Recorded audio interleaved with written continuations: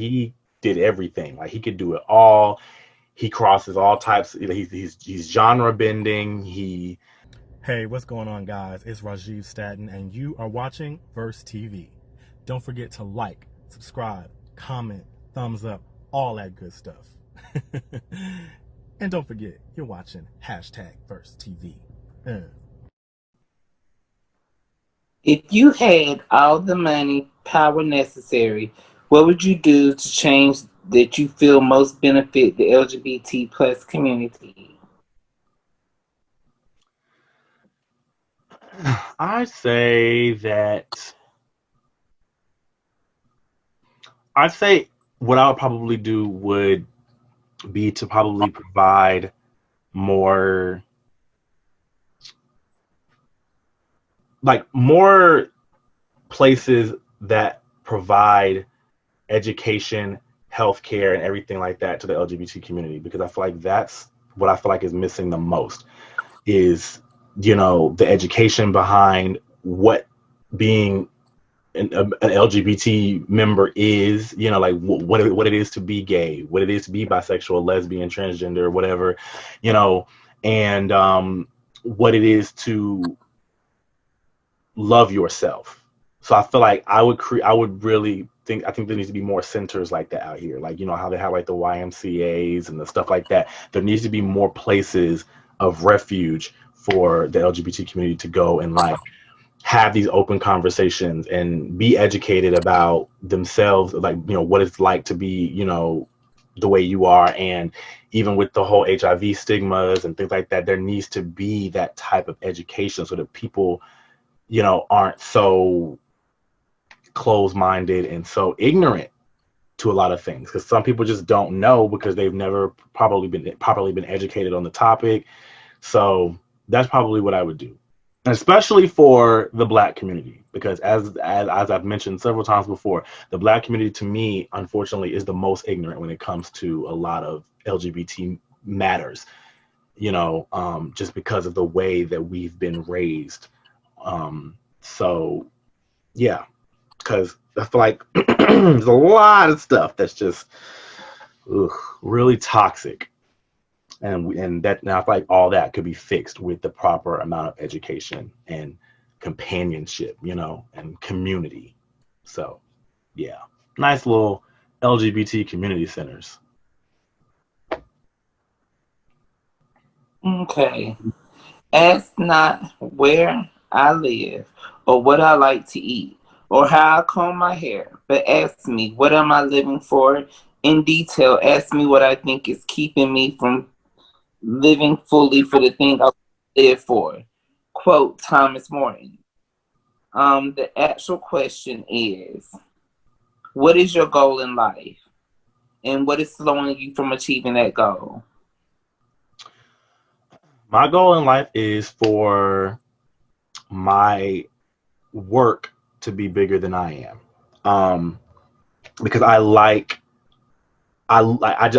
to create, of course, and I just love to just express myself. So I feel like I want my work to speak for itself. I want my expression and my creativity and my art to be enough to like stand the test of time. Um, and yeah, I just want Trinity Out Productions to be a nice little household name. I would love for that to happen. That's a big goal for mine. And I feel like the biggest obstacle that's keeping me from that would once again be the money. Because I feel like if I had money, then we would not be having this discussion right now. Because if I had the right amount of money, then I feel like that my me having Trinity God Productions be a household name would probably be a much quicker process, because if I had the money, I would have my own office by now. I could afford billboards to do advertisements. I could afford so much more to promote my business and to, you know, equipment and everything. So yeah, and that sucks, but unfortunately, the money thing is a huge, huge obstacle when it comes to being an entrepreneur. So All right. So, what stumbling blocks have you encountered on your journey? Um, with your work, and how did you overcome? Stumbling blocks. Well, my biggest stumbling block is just, me doing this on my own.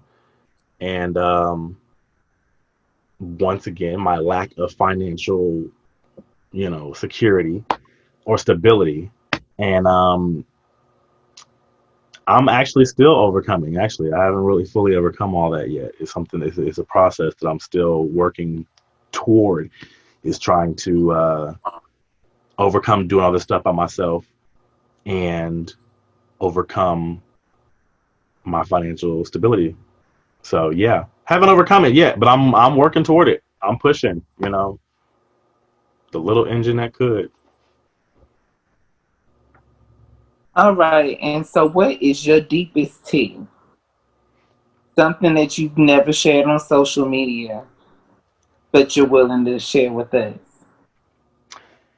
And that's, it's really weird because I feel like I'm a pretty like open person, to be completely honest. Like I've shared a lot of stuff about myself. Because even though I'm introverted, I'm also very honest, and I'm like I don't really, I'm not super big on like hiding things.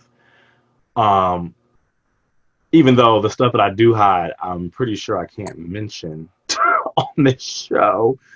Um, but let me see.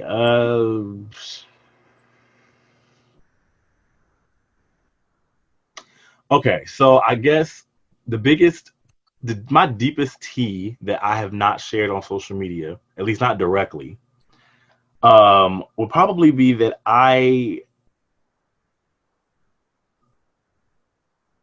I'm a very like,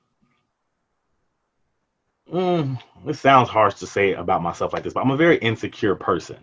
Like I've really been trying to shake that, but it doesn't take much to get under my skin. Um, and what I mean by that is like there's a lot of things like somebody will not text me back or something, and it immediately makes me be like, oh my god, what did I say wrong? Like, oh, do they not like me anymore? Like I'm very that. Like I'm really over analytical. I'm very insecure. I overthink things a lot, and um the T part of that is that that particular trait of mine got me into a really bad situation a couple years ago, with I'll just say I was in a triangle. Wouldn't call it a love triangle, but basically I was helping somebody cheat on their significant other, and that whole situation was brought on through insecurity because the person that I was messing around with was somebody who was really into me. And because he was so into me, it was weird for me because I'm like, I've never had anybody like me this much. And I don't know how to, react to that. And so me being somebody who, had those issues with myself, having somebody show that much interest in me was something that I was just like, well, I'm gonna just go with it. Like, even though I know it's trash, because the trash part about it was that the person I was messing around with was best friends with someone I used to date, and he was the boyfriend of someone that I was becoming cool with. So that was just a big situation. So yeah, that's some, pretty, I haven't ever really spoken on that particular story because it's not a very proud moment in my life, because that definitely destroyed some friendships once everything hit the fan. But yeah, I say that to say that's my deepest tea. I had to preface that with the insecurity thing because that to me being self-aware of myself, I know that was why that I allowed that to happen. But because I felt like, oh, he likes me so much, I don't know if I'm gonna find somebody else that can like me this much, so I'm gonna just roll with it. And yeah, it was a really really effed up situation, and so yeah. All right. So, what ideally, what do you want to be the legacy for your work? The legacy for my work, I feel like I want that to be just overall art and creativity. I don't ever want to have a cap on my work, and so when people think about my legacy, I want people to be like, yeah, he did everything. Like, he could do it all. He crosses all types. He's genre bending. He's able to just create whatever is, being expressed at that moment in time, a chameleon. That's what I want my legacy to be. I am a creative chameleon, you know.